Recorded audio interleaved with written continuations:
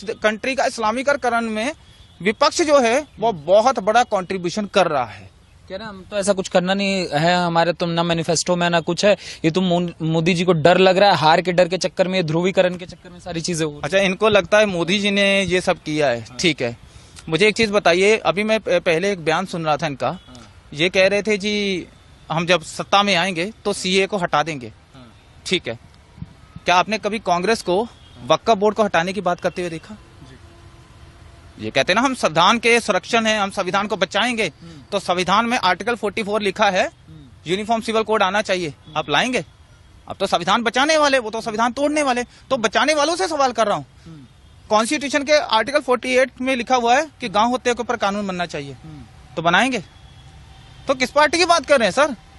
जिसने पंजाब का टुकड़े टुकड़े कर दिए, जिसने बंगाल के टुकड़े टुकड़े कर दिए, जिसने इतना कत्लेआम किया कि मैं उसको गिनती में नहीं बता सकता। अभी जो मैंने आंकड़ा दिया थोड़ी देर पहले, कितने लोग मारे गए, अब मैं सबूत देता हूँ इसका।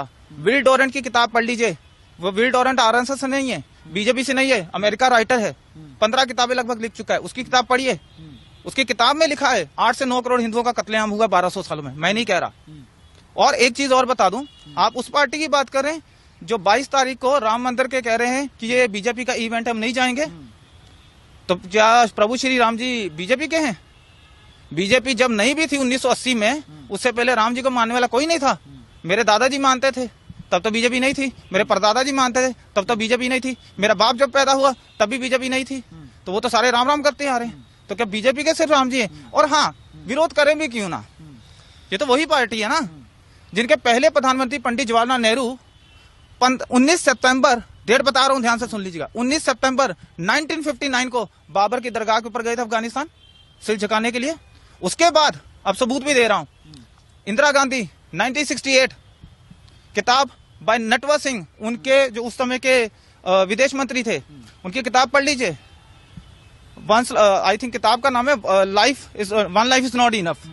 उस किताब के अंदर एक पैराग्राफ है, उस पैराग्राफ के अंदर इंदिरा गांधी के बारे में उन्होंने क्या लिखा कि जैसे वो बाबर की दरगाह से, दरगाह नहीं बोलूंगा, उस कब्र से जैसे वो झुक के आई, तो उन्होंने एक इंग्लिश में लाइन बोली, वो क्या था, I have had the brush with our history. इसका हिंदी में अनुवाद कर देता हूं। इसका मतलब है कि आज मेरा सामना मेरे इतिहास से हुआ। कौन से इतिहास से बात कर रहे हैं? आपका बाबा से क्या लेना देना है?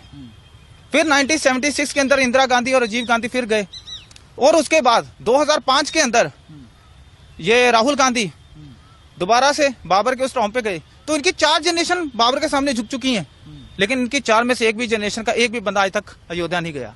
और किस ये अभी बात कर रहे हैं, 2007 में एफिडेविट दिया था इन्होंने कोर्ट में कि राम एक काल्पनिक पात्र है, राम का कोई वजूद नहीं है। किसने दिया था? इसी पार्टी ने दिया था ना। शर्म आनी चाहिए उन लोगों को जो आज इनको वोट डालते हैं। आज हिंदू, सॉरी टू से, सच्चाई बोलना, मैं खुद हिंदू, लेकिन को बोलूंगा वही जो सच है। मैं किसी को इंप्रेस करने के लिए नहीं बोलता कि ये सच नहीं है कि दारू की बोतल के लिए, 500 के नोट के लिए आज हिंदू बिकता है। फ्री बिजली दे दो, फ्री पानी दे दो, फ्री सिलेंडर दे दो, खाने को फ्री दे दो, बस बिक जाता हूँ। वोट जहां बोलोगे डाल दूंगा।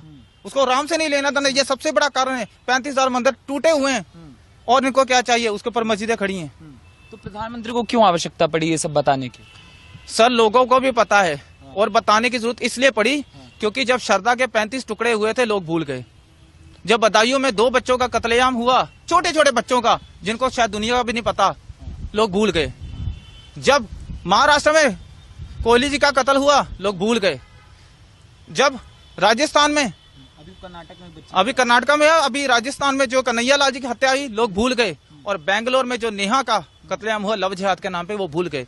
भारत के लोगों की यही बड़ी प्रॉब्लम है सर, मर भी जाते हैं, भूल भी जाते हैं। और इनको याद दिलाने के लिए किसी ना किसी को तो बोलना पड़ेगा, ताकि इनके उस मरे हुए जमीर को जगाया जा सके और इनको याद दिलाया जा सके कि ये वजूद की तुम्हारी आखिरी लड़ाई है। अगर अब नहीं जागे तो बेटा ये याद जरूर रखना कि वो दिन दूर नहीं है जब तुम लोग एक इतिहास की किताबों में से पढ़ाए जाओगे, तुम्हारा कोई वजूद नहीं बचेगा। और इसका एक इंपॉर्टेंट पॉइंट बता के खत्म कर रहा हूं। दुनिया में 27 पुरानी सिविलाइजेशन थी, 25 खत्म हो चुकी है, जिसमें ग्रीक सिविलाइजेशन की बात करूं, रोमन सिविलाइजेशन की बात करूं, इजिप्ट की बात करूं, मेसोपोटामिया की बात करूं, बहुत सारी हैं। ठीक है, ओल्ड इजिप्शियंस की बात करूं, माया सिविलाइजेशन की बात करूं, उसमें से 2 बची हैं। एक है भारतीय सिविलाइजेशन, एक है चाइनीज सिविलाइजेशन। और अगर इस लड़ाई को इस तरह अगर अब हम नहीं जाकर हमने उस पार्टी के खिलाफ कम से कम वोट नहीं किया जिसने हमें इस स्टेज पे लाके खड़ा किया है। तो सर सॉरी टू से, ये हमारे सनातनियों के आने वाले मात्र आखिरी 2 दशक होंगे, उसके बाद हमारा इतिहास सिर्फ और सिर्फ इतिहास की किताबों में पढ़ाया जाएगा। शायद इसी डर को ध्यान में रखते हुए मोदी जी को ये बात बोलने की